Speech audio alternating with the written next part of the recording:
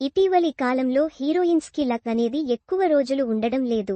2-3 వరుస హిట్స్ తో golden leg గా పేరు తెచ్చుకున్న ఈ భామలు ఆ తర్వాత వరుస ఫ్లాపులు దక్కించుకొని కెరీర్ సందిగ్ధంలో పడేలా చేసుకుంటున్నారు.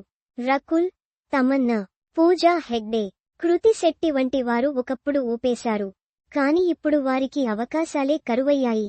ఉప్పెన సినిమాతో ఓవర్ నైట్ స్టార్ గా మారిన కృతి శెట్టి అదే జోరును కొనసాగిస్తూ హ్యాట్రిక్ హిట్ ను సొంతం చేసుకుంది. అందంతో పాటు అదృష్టం కూడా ఉందని అంతా అనుకున్నారు. కానీ ఆ తరువాతనే కృతి శెట్టికి పరాజయాలు పలకరించాయి. గ్లామర్ విషయంలో వంకబెట్టవలసిన పనిలేదు. డాన్స్ విషయంలోనూ ఈ బ్యూటీ సభాష్ అనిపించుకుంది. ఇక ఈ ట్రెండ్ కి తగ్గట్టు యాక్టింగ్ తో అదరగొడుతుంది. కానీ దురదృష్టం కొద్దీ ఆమెను ఫ్లాపులు పలకరించడంతో తెలుగులో అవకాశాలు తగ్గాయి. దాంతో తమిళ, మలయాళ సినిమాలపై శ్రద్ధ పెట్టింది. ఇప్పుడు ఇదే రూట్లో శ్రీలీల పోతున్నట్టుగా కనిపిస్తుంది. తెలుగులో వరుస హిట్లతో అతి తక్కువ సమయంలోనే స్టార్ స్టేటస్ సంపాదించుకున్న శ్రీలీల బిజీ హీరోయిన్ గా మారింది. అవకాశాలు పలకరిస్తూ ఉన్నా కూడా అవన్నీ కూడా బాక్సాఫీస్ దగ్గర తేలిపోతున్నాయి. స్కంద, ఆదికేశవ, ఎక్స్ట్రార్డినరీ మ్యాన్ ఇలా శ్రీలీల నటించిన అన్ని సినిమాలు బాక్సాఫీస్ వద్ద బోల్తా కొట్టాయి.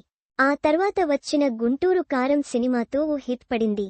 కానీ ఈ సినిమా శ్రీలీలకు అంత ప్లస్ కాలేదు. పుష్ప 2లో కిస్సిక్ పాటతో కాస్త అలరించింది. ఇక ఇటీవల నితిన్ హీరోగా తెరకెక్కిన రాబిన్ హుడ్ సినిమాతో ఆడియన్స్ ముందుకు వచ్చింది.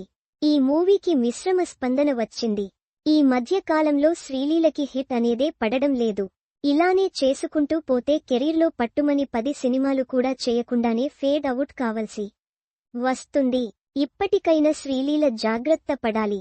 త్వరలో రవితేజతో కలిసి మాస్ జాతర అనే సినిమాతో ప్రేక్షకులని పలకరించనుంది.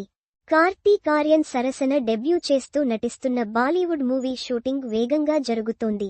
దీని మీద అమ్మడికి చాలా ఆశలున్నాయి.